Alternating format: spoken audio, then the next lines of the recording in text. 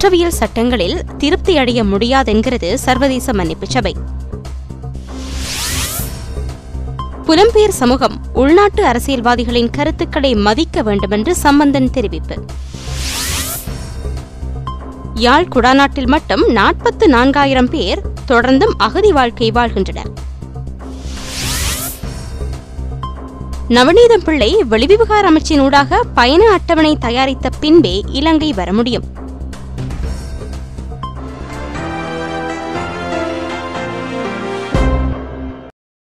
இனி விரிவான செய்திகள்.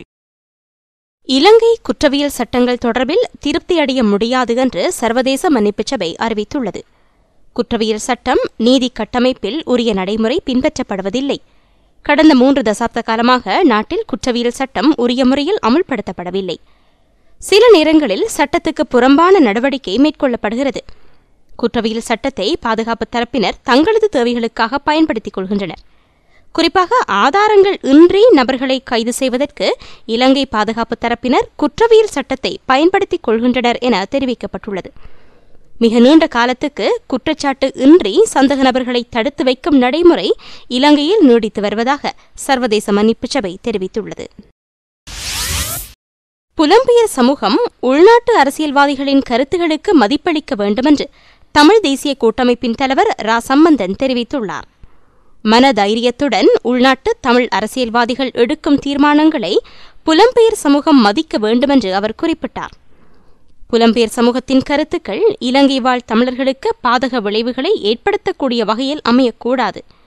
வெளிநாடுகளில் வாழும் சில தரப்பினர் இலங்கை தமிழ் மக்கள் முற்றுமுழுதுமாக தோற்கடிக்கப்பட்டு விட்டதாகவே கருதுகின்றனர். தாயகத்தில் வாழும் மக்களின் உணர்வுகளுக்கு மதிப்பளிக்கும் வகையில் புலம்பெயர் மக்களின் நடவடிக்கை அமைய வேண்டுமென்று அவர் குறிப்பிட்டுள்ளார்.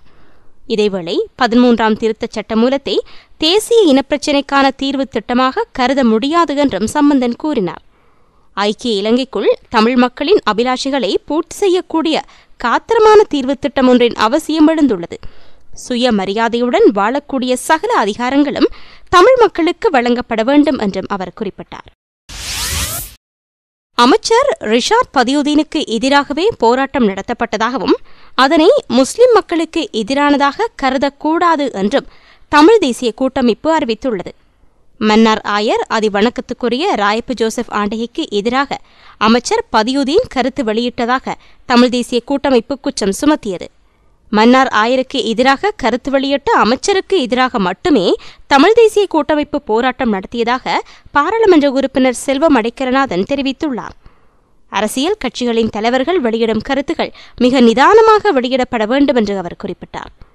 சமூகங்களுக்கு இடையில் பிளவினை ஏற்படுத்தும் வகையில் கருத்துக்கள் வெளியிடப்படக்கூடாது என்று அவர் சுட்டிக்காட்டினார்.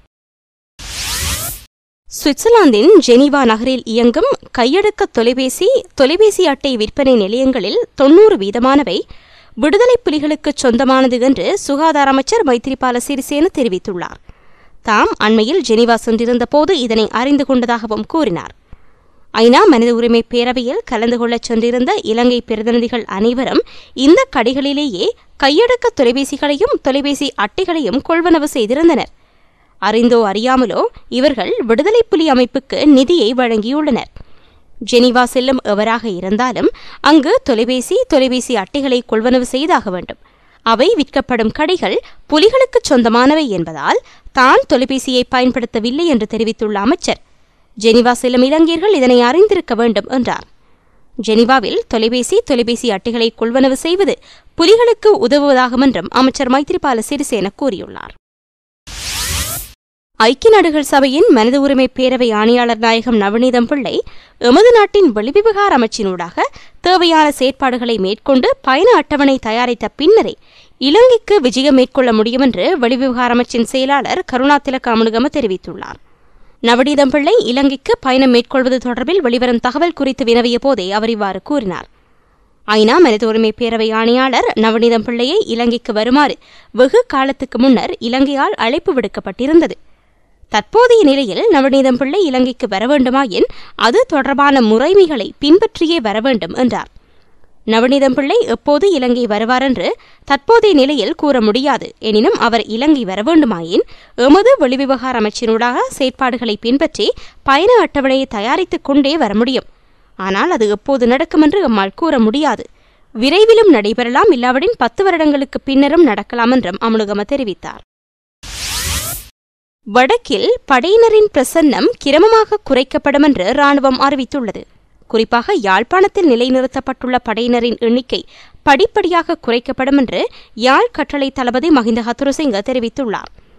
இராணுவத்தினரின் எண்ணிக்கை குறைக்கப்பட்டு பாதுகாப்பு பொறுப்பு காவல்துறையினரிடம் ஒப்படைக்கப்படும். இராணுவத்தினர் ஏற்கனவே பெரும்பாலான பொதுமக்கள் சொத்துக்களை உரிமையாளர்களிடம் ஒப்படைத்துள்ளனர் என்று கூறினார். ஆஸ்திரேலிய உயர்சாணிகர் ரொபியோன் மூடியை சந்தித்த போதே அவர் இவ்வாறு கூறினார். இலங்கைக்கான ஆஸ்திரேலிய உயர்சாணிகர் 2 நாள் பயணமாக யாழ்ப்பாணம் சென்றிருந்தார்.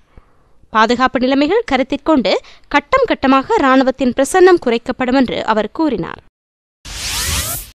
இலங்கைக்கான பிரித்தானிய உயர்சாணிகர் ஜோன் ரான்கீனுக்கு வெளிவிவகார அமைச்சு எச்சரிக்கை விடுத்துள்ளது. வெளிவிவகார அமைச்சர் GL பீரிஸ் உயர்சாணிகர் ரான்கீனை அழைத்து அதிருப்தியை வெளியிட்டுள்ளார். வடக்கில் இராணுவம் நிலைநிறுத்தப்பட்டுள்ளமை தொடர்பில் ரான்கீன் அண்மையில் கருத்து வெளியிட்டிருந்தார். வடக்கு கிழக்கில் மட்டும் அதிகளவான படையினர் குவிக்கப்படுவதை ஏற்றுக்கொள்ள முடியாது என்று அவர் தெரிவித்திருந்தார். பிரித்தானிய பாராளுமன்றம் மற்றும் மனித உரிமை ஜனநாயகம் தொடர்பான அறிக்கையில் பகிரங்கமாக வெளியிடப்பட்ட கருத்து தொடர்பிலேயே குறிப்பிட்டதாக ரான்கின் விளக்கமளித்துள்ளார். எவ்வாறாயினும் உள்விவகார விடயங்களில் ராஜதந்திரிகள் தலையீடு செய்வதை ஏற்றுக்கொள்ள முடியாது என்று அமைச்சர் பீரிஸ் அதிருப்தி வெளியிட்டுள்ளார். ஐக்கிய நாடுகளின் ஜெனீவா கிளைக்கான இலங்கையின் நிரந்தர பிரதிநிதி தமரா குணநாயகம் தனது ராஜதந்திர பதவிகளை துறக்க தீர்மானித்துள்ளார். இலங்கை சார்பில் எந்தவொரு ராஜதந்திர பதவியையும் வகிப்பதற்கு விரும்பவில்லை என்று அவர் குறிப்பிட்டுள்ளார். கியூபா, பிரேசில் ஆகிய நாடுகளுக்கான தூதுவராகவோ ஜெனீவாவுக்கான நிரந்தர பிரதிநிதியாகவோ பதவி வகிக்க விரும்பவில்லை என்று அவர் சுட்டிக்காட்டினார். இதேவேளை கியூபாவுக்கான தூதுவர் பதவியை தமரா குணநாயகம் ஏற்றுக்கொள்ள தவறினால் அவர் இலங்கை ராஜதந்திர சேவையிலிருந்து விலக நேரிடும் என்று வெளிவிவகார அமைச்சு எச்சரிக்கை விடுத்துள்ளது.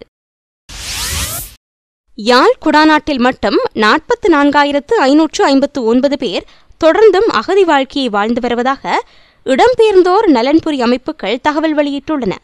இவர்கள் 12,459 குடும்பங்களைச் சேர்ந்தவர்கள். இவர்களில் பெரும்பாலானோர் 53 நலன்புரி நிலையங்களிலும் உறவினர் நண்பர்கள் வீடுகளிலும் அடைக்கலம் புகுந்துள்ளனர். இவர்கள் அடைக்கலம் புகுந்திருந்த ரயில் நிலைய கட்டடங்களிலிருந்து ரயில் வரப்போவதாக கூறி வெளியேற்றப்பட்டு நடு வீதியில் விடப்பட்டுள்ளதாகவும் இடம்பெயர்ந்தோர் நலன்புரி அமைப்பு வட்டாரங்கள் கூறின. குறிப்பாக உயர் பாதுகாப்பு வலயமாக தொடர்ந்தும் பேணப்பட்டு வரும் வலிகாமம் வடக்கில் மட்டும் மீள குடியமர விண்ணப்பித்துவிட்டு சுமார் 9,904 குடும்பங்களைச் சேர்ந்த 31,524 பேர் காத்திருப்பதாகவும் தெரிவித்தன. 45 கிராம சேவையாளர் பிரிவுகளைக் கொண்ட வலிகாமம் வடக்கு பகுதியில் 20 பிரிவுகளிலேயே இதுவரை மக்கள் மீள குடியமர அனுமதிக்கப்பட்டுள்ளனர். எஞ்சிய 25 கிராம சேவையாளர் பிரிவுகளில் 9 மட்டும் பகுதியாக மக்கள் மீள குடியமர்த்தப்பட்டுள்ளனர். ஏனைய 16 கிராம சேவையாளர் பகுதிகளில் மக்கள் மீள்குடியமர்வு பற்றி பாதுகாப்பு தரப்பு மௌனம் காத்து வருகிறது. எனினும் அரசு தரப்போ வடக்கில் மக்கள் முழுமையாக மீள்குடியமர்வு செய்யப்பட்டு விட்டதாகவும் வவுனியா மனிக்ஃபார்ம் பகுதியில் உள்ள மக்கள் மட்டுமே சொந்த இடங்களுக்கு திரும்ப வேண்டியிருப்பதாகவும் கூறி வருகின்றவை குறிப்பிடத்தக்கதாகும். எரிபொருள் விலையை குறைக்க நடவடிக்கை எடுக்கப்பட வேண்டும் என்று ஐக்கிய தேசிய கட்சியின் ஊடக பேச்சாளர் காயந்த கருணாதிலக்க தெரிவித்துள்ளார்.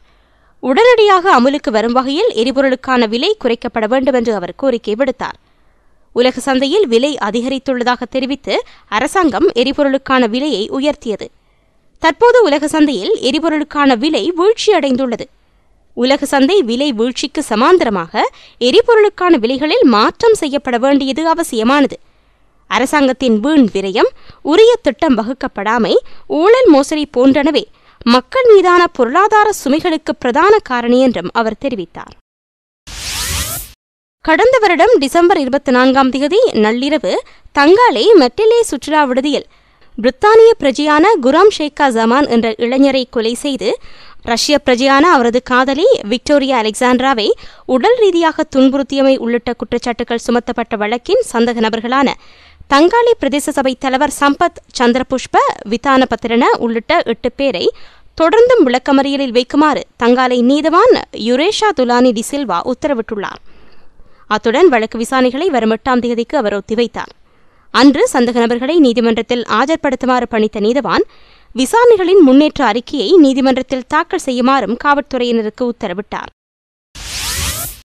இனப்பிரச்சினைக்கு அரசியல் தீர்வு காண்பது தொடர்பாக அரசாங்கத்தினால் பிரேரிக்கப்பட்டுள்ள பாராளுமன்ற தெரிவுக்குழுவுக்கு தமிழ் தேசிய கூட்டமைப்பினை ஐக்கிய தேசிய கட்சியின் தலைவரும் எதிர்க்கட்சித் தலைவருமான ரணில் விக்ரமசிங்கே அளித்து வருவார் என்று அரசாங்கம் எதிர்பார்த்துக் கொண்டிருப்பதாக ஆளும் கட்சியின் பிரதம கொறடாவும் அமைச்சருமான தினேஷ் குணவர்தன தெரிவித்துள்ளார். அத்துடன் பிரதான எதிர்க்கட்சியான ஐக்கிய தேசிய கட்சி பிரதிநிதிகளும் தெரிவுக்குழுவுக்கு பெயரிடப்படுவார்கள் என்று நம்புவதாகவும் அவர் கூறினார். பாராளுமன்ற தெரிவுக்குழு விவகாரத்தின் தற்போதைய நிலைமை குறித்து கருத்து வெளியிடும் போதே அவர் இவ்வாறு குறிப்பிட்டார். இத்துடன் செய்திகள் நிறைவடைந்தன. விரிவான செய்திகளுக்கு global tamil news.net எனும் இணையத்தை பார்வையிடவும். வணக்கம்.